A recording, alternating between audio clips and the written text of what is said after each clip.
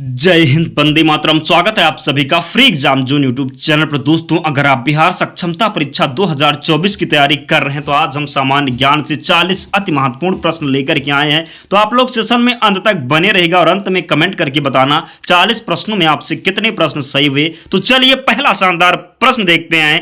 निम्नलिखित में से किन्हें काकोरी षड्यंत्र कांड में फांसी की सजा दी गई थी? बताना है आपको अशफाक उल्ला खान, राजेंद्र लाहिड़ी, राम प्रसाद बिस्मिल या फिर उपयुक्त में से एक से अधिक। तो जरूर ध्यान रखिएगा किन्हें काकोरी षड्यंत्र कांड में फांसी की सजा दी गई थी। तो तीनों शामिल थे, अशफाक उल्ला खान, राजेंद्र लाहिड़ी, राम प्रसाद बिस्मिल, तीनों को फांसी की सजा दी गई थी। तो इसका जो राइट आंसर हो जाएगा सेकंड ऑप्शन हो जाएगा उपयुक्त में से एक से अधिक। जरूर ध्यान रखिएगा। नेक्स्ट, बंगाल का प्रथम गवर्नर जनरल निम्न में से कौन था? बंगाल का प्रथम गवर्नर जनरल निम्न में से कौन था? Warren Hasting, William Bentinck, Canning, Clive. तो जरूर ध्यान रखिएगा बंगाल का प्रथम गवर्नर जनरल था वारेन हेस्टिंग। तो फर्स्ट ऑप्शन यहां पर राइट आंसर हो जाएगा। बंगाल का प्रथम गवर्नर जनरल निम्न में से कौन था? तो वारेन हेस्टिंग था। जरूर ध्यान रखिएगा। नेक्स्ट, युवा बंगाल आंदोलन किसने शुरू किया था? ईश्वर चंद विद्यासागर, हेनरी विवियन डिरोजियो, राजा राम मोहन राय या फिर इनमें से कोई नहीं। तो इंपॉर्टेंट प्रश्न है, जरूर ध्यान रखिएगा। युवा बंगाल आंदोलन किसने प्रारंभ किया था? तो हेनरी विवियन डिरोजियो के द्वारा युवा बंगाल आंदोलन शुरू किया गया था। जरूर ध्यान रखिएगा। तो सेकंड ऑप्शन यहां पर राइट आंसर हो जाएगा।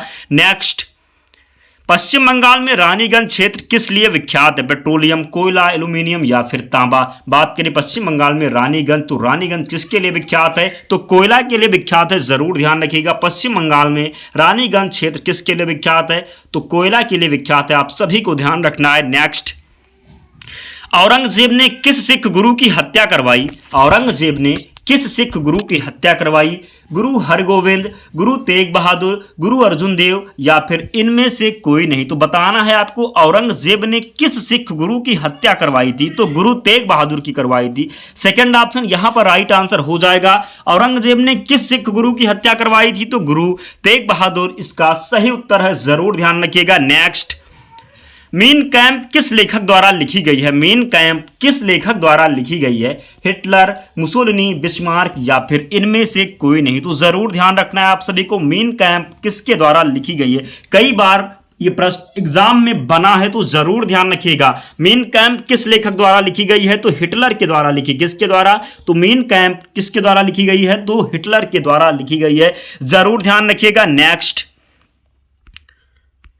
राजा राम मोहन राय द्वारा ब्रह्म समाज की स्थापना कब की गई थी? ये भी इंपॉर्टेंट प्रश्न है, तो जरूर ध्यान रखना है आप सभी को। भूलना बिल्कुल भी नहीं है, क्योंकि प्रश्न एग्जाम में बनेगा तो छोड़ करके नहीं आना है।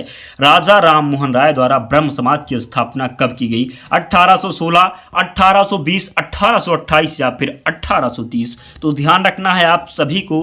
राजा राम मोहन राय द्वारा ब्रह्म समाज की स्थापना कब की गई? तो 1828 में की गई। कब की गई? तो 1828 में की गई। जरूर ध्यान रखना है। नेक्स्ट, सिकंदर के हमले के समय उत्तर भारत पर निम्नलिखित राजवंशों में किस एक का शासन था? नंद, मौर्य, शुंग या फिर इनमें से कोई नहीं। सिकंदर के हमले के समय उत्तर भारत पर निम्नलिखित राजवंशों में किसका एक शासन था? तो जरूर ध्यान रखिएगा। इसका जो राइट आंसर हो जाएगा नंद हो जाएगा। दोस्तों, अगर आप एग्जाम में क्वालिफाई करना चाहते हैं तो निश्चित ही चैनल को सब्सक्राइब कर लेना और वीडियो को लाइक कर देना और पूरे ध्यान से एक एक प्रश्न को नोट करना और देखना है, तभी आप सिलेक्शन अपना निश्चित कर सकते हैं। नेक्स्ट, पंचतंत्र किसके द्वारा लिखी गई है? पंचतंत्र किसके द्वारा लिखी गई? पंचतंत्र जो है किसके द्वारा लिखी गई? कई बार पूछे जाने वाली पुस्तक है। व्यास, वाल्मीकि, विष्णु शर्मा या फिर प्रेमचंद। तो पंचतंत्र किसके द्वारा? तो विष्णु शर्मा जी के द्वारा लिखी गई पुस्तक है पंचतंत्र। जरूर ध्यान रखिएगा। प्रेमचंद की बात करें तो गबन गोदान आपको ध्यान रखना है। Next, French east India company की स्थापना कब हुई? 1664, 1600, 1656 या फिर 1680। फ्रेंच ईस्ट इंडिया कंपनी की स्थापना कब की गई? तो फ्रेंच ईस्ट इंडिया कंपनी की स्थापना की गई 1664 में। जरूर ध्यान रखिएगा। नेक्स्ट, प्लासी का युद्ध मैदान कहाँ स्थित है? प्लासी का युद्ध आपसे पूछा जाए प्लासी का युद्ध हुआ कब था? तो ध्यान रखना है 1757 में हुआ था। कब हुआ था? 1757 में प्लासी का युद्ध हुआ था। कहां पर हुआ था? तो बंगाल में हुआ था। कहां पर? पश्चिम बंगाल में प्लासी स्थित है। तो कहां पर हुआ था? तो बंगाल में हुआ था। जरूर ध्यान रखना है। नेक्स्ट, गंगा नदी के प्रमुख स्रोत क्या हैं? भागीरथी और अलकनंदा, भागीरथी और यमुना, भागीरथी और सरस्वती, यमुना और सरस्वती। तो आप सभी को पता होगा गंगा नदी के प्रमुख स्रोत क्या हैं, तो भागीरथी और अलकनंदा हैं गंगा नदी के प्रमुख स्रोत, जरूर ध्यान रखिएगा। नेक्स्ट, भूकंप की तीव्रता मापने के पैमाने को क्या कहा जाता है? भूकंप की तीव्रता मापने के पैमाने को क्या कहा जाता है? वर्नियर पैमाना, रिएक्टर पैमाना, बुफोर्ड पैमाना या फिर इनमें से कोई नहीं। तो भूकंप की तीव्रता मापने के पैमाने को क्या कहा जाता है? तो रिएक्टर पैमाना कहा जाता है, जरूर ध्यान रखिएगा। सेकंड ऑप्शन यहां पर राइट आंसर है। नेक्स्ट, पृथ्वी के वायुमंडल का सर्वाधिक घनत्व कहां पर होता है? पृथ्वी के वायुमंडल का सर्वाधिक घनत्व कहां पर होता है? क्षोभ मंडल, समताप मंडल, मध्य मंडल या फिर आयन मंडल। तो पृथ्वी के वायुमंडल का सर्वाधिक घनत्व होता है क्षोभ मंडल। आपसे प्रश्न पूछा जाता है बादल संबंधित, बाली से संबंधित घटनाएं किस मंडल में होती हैं? तो क्षोभ मंडल में होती हैं। ये भी आपको ध्यान रखना, प्रश्न बनेगा तो आप लोग सही करके आना। दोस्तों, जिसने भी अब तक वीडियो को लाइक नहीं किया प्लीज़ आप लोग लाइक कर दें कि हम वही प्रश्न लेकर के आते हैं जो आपके लिए मोस्ट इंपॉर्टेंट होते हैं, जो आपके एग्जाम में हूबहू देखने को मिलेंगे। तो आपका भी कर्तव्य बनता है आप लोग भी सेशन को लाइक जरूर कर दिया करें और चैनल को सब्सक्राइब करके हमारे साथ जुड़ जाएं। भारत में उष्णकटिबंधीय सदाबहार वन कहाँ पाए जाते हैं? केरल में, आंध्र प्रदेश में, मध्य प्रदेश में या फिर उत्तर प्रदेश में। भारत में उष्णकटिबंधीय सदाबहार वन कहाँ पाए जाते हैं? तो केरल में पाए जाते हैं। कहाँ पर पाए जाते हैं? तो भारत में उष्णकटिबंधीय सदाबहार वन केरल में पाए जाते हैं। हूबहू प्रश्न मिलेंगे, ध्यान रखना है आप सभी। नेक्स्ट, चक्रवात निम्नलिखित में से किस कारण से आता है? चक्रवात निम्नलिखित में से किस कारण से आता है? निम्न दाब, उच्च दाब, निम्न तापमान या फिर उच्च तापमान। तो आप सभी को ध्यान रखना, चक्रवात निम्नलिखित में से किस कारण से आता है? तो जब निम्न दाब हो जाता है, क्या निम्न दाब के कारण चक्रवात आता है, जरूर ध्यान रखिएगा। चक्रवात निम्नलिखित में से किस कारण से आता है? तो निम्न दाब के कारण आता है। नेक्स्ट, प्राथमिक शिक्षा के मौलिक अधिकार को संविधान में कब जगह दी गई? तो प्राथमिक शिक्षा के मौलिक अधिकार को संविधान में कब जगह दी गई? तो 66वें संविधान संशोधन, 66वां था संविधान संशोधन 2002 में। कब? 2002 में शिक्षा को मौलिक अधिकार का दर्जा दिया गया। तो यहां पर थर्ड ऑप्शन राइट आंसर हो जाएगा। नेक्स्ट, वार एंड पीस पुस्तक किसके द्वारा लिखी गई? वार एंड पीस पुस्तक किसके द्वारा लिखी गई है? R.N. Tagore, Sarojini Naidu, Leo Tolstoy, Lenin. तो ध्यान रखना, वार एंड पीस पुस्तक किसके द्वारा लिखी गई है? तो लियो टॉल्स्टॉय के द्वारा वार एंड पीस पुस्तक लिखी गई है, ध्यान रखना है आप सभी को। नेक्स्ट, 1953 में पहला पिछला वर्ग आयोग किसकी अध्यक्षता में नियुक्त किया गया? 1953 में पहला पिछला वर्ग आयोग किसकी अध्यक्षता में नियुक्त किया गया? काका कालेलकर, बीपी मंडल, बीपी सिंह, पीवी नरसिम्हा राव। तो 1953 में पिछला बात करें, पहला पिछला वर्ग आयोग किसकी अध्यक्षता में नियुक्त किया गया? तो काका कालेलकर की अध्यक्षता में नियुक्त किया गया, जरूर ध्यान रखना है आप सभी को। 1953 में पहला पिछड़ा आयोग किसकी अध्यक्षता में नियुक्त किया गया? तो काका कालेलकर की अध्यक्षता में। नेक्स्ट, अंटार्कटिका में तीसरे भारतीय शोध केंद्र की स्थापना किस नाम से की गई? अंटार्कटिका में तीसरे भारतीय शोध केंद्र की स्थापना किस नाम से की गई? सरस्वती, भारती, अन्वेषण या फिर यमुना। तो आप सभी को ध्यान रखना है, अंटार्कटिका में तीसरे भारतीय शोध केंद्र की स्थापना किस नाम से की गई? तो जरूर ध्यान रखना है, कौन सा नाम हो जाएगा? तो भारती हो जाएगा। अंटार्कटिका में तीसरे भारतीय शोध केंद्र की स्थापना किस नाम से की गई? तो भारती के नाम से की गई, जरूर ध्यान रखना है। नेक्स्ट, निम्नलिखित में से किसे भारत का मैनचेस्टर कहा जाता है? अहमदाबाद, कोयंबटूर, कानपुर या फिर मुंबई। तो ध्यान रखना, निम्नलिखित में से किसे भारत का मैनचेस्टर कहा जाता है? तो अहमदाबाद को कहा जाता है। कब, कौन सा कहा जाता है? तो अहमदाबाद को कहा जाता है, जरूर ध्यान रखिएगा।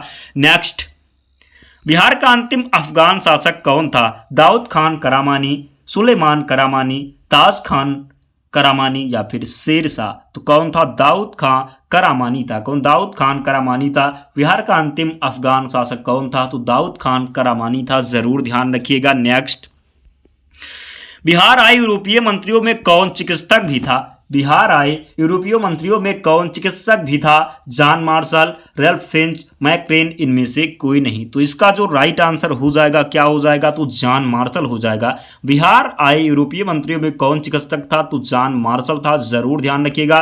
फर्स्ट ऑप्शन यहां पर राइट आंसर है। नेक्स्ट, तिलका मांझी को वर्तमान में बिहार में किस शहर में फांसी दी गई? भागलपुर, गया, मुजफ्फरपुर या फिर पटना? तो कहां पर दी गई? तो भागलपुर में दी गई। कहां पर दी गई? तिलका मांझी को वर्तमान में बिहार में किस शहर में फांसी दी गई? तो भागलपुर में दी गई। नेक्स्ट, फुलकारी कढ़ाई किस राज्य से संबंधित है? फुलकारी कढ़ाई किस राज्य से संबंधित है? गुजरात, पंजाब, आंध्र प्रदेश या फिर पश्चिम बंगाल? तो आप सभी को ध्यान रखना है, फुलकारी कढ़ाई किस राज्य से संबंधित है? तो पंजाब से संबंधित है। किससे संबंधित है? तो फुलकारी कढ़ाई संबंधित है पंजाब से। आप सभी को ध्यान रखना है। नेक्स्ट, किस भारतीय शास्त्रीय नृत्य शैली का शाब्दिक अर्थ कथा अभिनय है?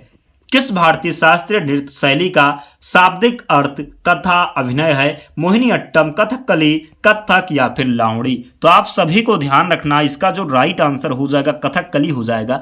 किस भारतीय राष्ट्रीय नृत्य शैली का शाब्दिक अर्थ कथा अभिनय से है? तो कथकली हो जाएगा। कथकली कहाँ का है? तो केरल का है। ध्यान रखना है आप सभी को, कहाँ का है? तो केरल का है। कथक की बात करें तो यूपी का हो जाएगा। लावणी कहाँ का हो जाएगा? तो महाराष्ट्र का हो जाएगा। जरूर ध्यान रखना है। नेक्स्ट, किस समूह के पौधों को सामान्यतः शैवाल कहा जाता है? जिम्नोस्पर्म, थैलोफाइटा, टेरिडोफाइटा, इनमें से कोई नहीं। किस समूह के पौधों को सामान्यतः शैवाल कहा जाता है? तो इसका जो सही उत्तर है वो थैलोफाइटा है। क्या है? थैलोफाइटा है। किस समूह के पौधों को सामान्यतः शैवाल कहा जाता है? तो थैलोफाइटा को कहा जाता है।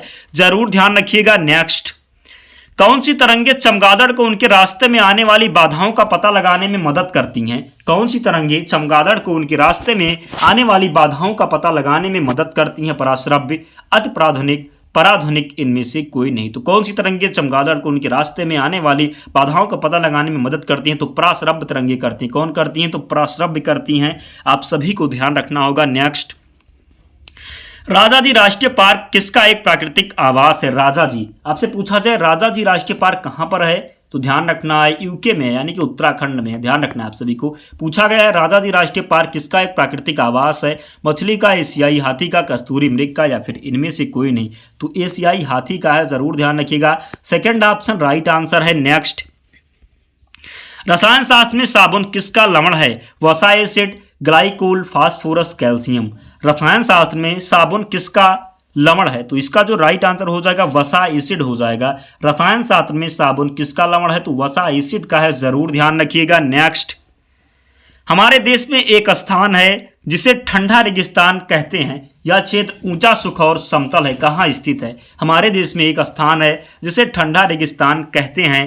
यह क्षेत्र ऊंचा, सुख और समतल है। ऊंचा, शुष्क और समतल है। कहाँ स्थित है? दार्जिलिंग, पश्चिम बंगाल, लेह लद्दाख, शिलांग या फिर मेघालय? तो लद्दाख में स्थित है, लेह लद्दाख में स्थित है। जरूर ध्यान रखिएगा। अगर आप सिलेक्शन निश्चित करना चाहते हैं तो चैनल को जरूर सब्सक्राइब कर लेना और वीडियो को लाइक कर देना, क्योंकि हूबहू प्रश्न आपके एग्जाम में देखने को मिलेंगे। तो आपका भी कर्तव्य बनता है कि आप लोग भी सपोर्ट जरूर करें। मृत मछली से निकलने वाली दुर्गंध किन यौगिकों के कारण होती है? मृत मछली से निकलने वाली दुर्गंध किन यौगिकों के कारण होती है? अमीनो यौगिक, एल्डिहाइड यौगिक, सल्फर यौगिक या फिर क्लोरीन यौगिक? मृत मछली से निकलने वाली दुर्गंध किन यौगिकों के कारण होती है? तो यह अमीनो यौगिक इसका राइट आंसर हो जाए। क्या हो जाएगा? तो अमीनो यौगिक है। मृत मछली से निकलने वाली दुर्गंध किन यौगिक के कारण होती है? तो अमीनो यौगिक के कारण होती है। नेक्स्ट, बायोगैस के मुख्य घटक कौन है? तो उम्मीद हम कर सकते हैं इसका राइट आंसर आपको पता होगा।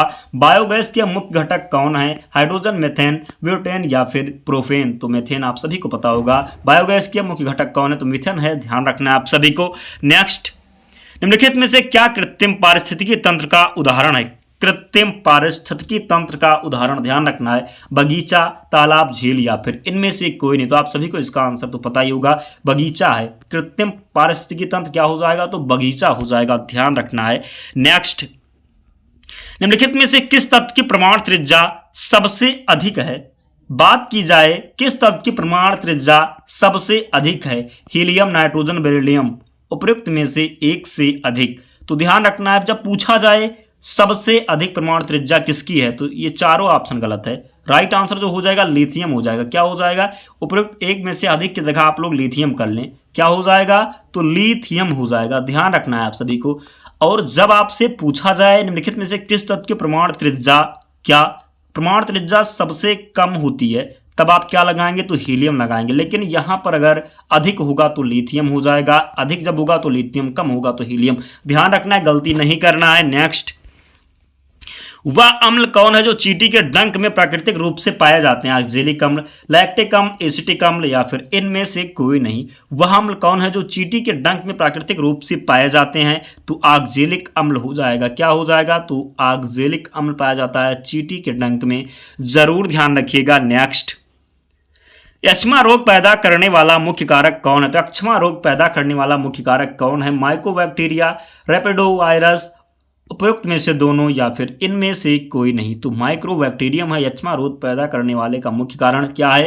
यक्ष्मा रोग पैदा करने वाला मुख्य कारक हो जाएगा माइक्रोबैक्टीरियम, जरूर ध्यान रखना है। नेक्स्ट, वाह्य अंतरिक्ष में किसी अंतरिक्ष यात्री को आकाश कैसा दिखाई देगा? वाह्य अंतरिक्ष में किसी अंतरिक्ष यात्री को आकाश कैसा दिखाई देगा? सफेद, काला, नीला या फिर पीला। तो ध्यान रखना है, वाह्य अंतरिक्ष में किसी अंतरिक्ष यात्री को आकाश कैसा दिखाई देगा? तो काला दिखाई देगा। कैसा दिखाई देगा? तो काला दिखाई देगा, क्योंकि आप हल्के में प्रश्न नहीं ले सकते। ध्यान रखना है, पूरे ध्यान से देखना है, तभी आपको प्रश्न याद होंगे। एक बार दोबारा अगर देख लेते हैं तो प्रश्न सभी याद हो जाएंगे। पीडीएफ हम प्रोवाइड करवा देंगे टेलीग्राम पर, वहां से ज्वाइन हो जाना, रिवीजन मार लेना, सभी प्रश्न आपको याद हो जाएंगे। नेक्स्ट, दौड़ के दौरान धावक का गुरुत्व केंद्र कहाँ होता है? दौड़ के दौरान धावक का गुरुत्व केंद्र कहाँ होता है? उसके पैरों के आगे, उसके पैरों के पीछे, शरीर के मध्य या फिर इनमें से कोई नहीं। तो दौड़ के दौरान धावक का गुरुत्व केंद्र कहाँ पर होता है? तो शरीर के मध्य होता है। कहाँ पर होता है? तो शरीर के मध्य होता है, जरूर ध्यान रखिएगा। नेक्स्ट, रुधिर कैंसर का दूसरा नाम क्या है? लिफोमा, ल्यूकेमिया, ल्यूकोपीनिया, उपयुक्त में से एक से अधिक। तो रुधिर कैंसर का दूसरा नाम जो हो जाएगा तो लिफोमा भी है, ल्यूकेमिया भी है, ल्यूकोपीनिया भी है। तो राइट आंसर यहां पर हो जाएगा उपयुक्त में से एक से अधिक। ध्यान रखना दोस्तों, 40 प्रश्न थे, कंप्लीट हो चुके हैं। आप लोग कमेंट करके बताएं 40 प्रश्नों में आपसे कितने प्रश्न सही हुए। और जिसने भी अब तक वीडियो को लाइक नहीं किया, बिना लाइक किए कोई नहीं जाएगा। और चैनल को सब्सक्राइब कर लेना, और इसकी पीडीएफ के लिए आप टेलीग्राम चैनल से जुड़ जाना, लिंक डिस्क्रिप्शन बॉक्स में, या आप टेलीग्राम पर जाकर के सर्च कर लेना फ्री एग्जाम जोन, आपको चैनल मिल जाएगा, वहां पर आपको पीडीएफ मिल जाएगी। तो मिलते हैं अगले सेशन में, तब तक पढ़ते रहिए, ध्यान रखिए अपना, स्वस्थ और सुरक्षित रहिए। जय हिंद।